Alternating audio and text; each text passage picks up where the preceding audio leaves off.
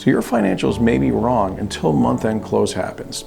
And if you skip it, the numbers you're looking at may not reflect what's actually going on in your business. So an income statement that hasn't been through a real close can hide unrecorded expenses, miscategorized transactions, and a bank balance that doesn't match your books. You could be making hiring pricing decisions off numbers that are inaccurate. So what actually happens during month-end close? So let's break down the exact process step by step so you know why it matters.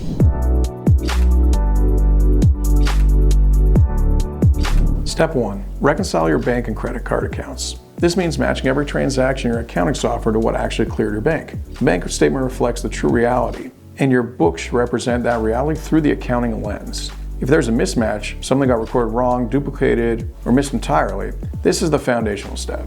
Step 2. Review and categorize outstanding transactions. So anything sitting in an uncategorized or ask my accountant bucket should be sorted into the right account. Also, where fixed asset purchases and loan payments and owner draws, they all get coded correctly instead of dumped into a generic expense category. Step 3. Record accruals and adjusting entries. If you're on accrual accounting, this is where revenue earned but haven't been paid for gets recorded, along with expenses you incurred that haven't been paid yet. This step is what separates real accrual accounting from just categorized cash transactions. And we also need to make adjusting entries for transactions where the cash received doesn't represent the true economic nature of the transaction.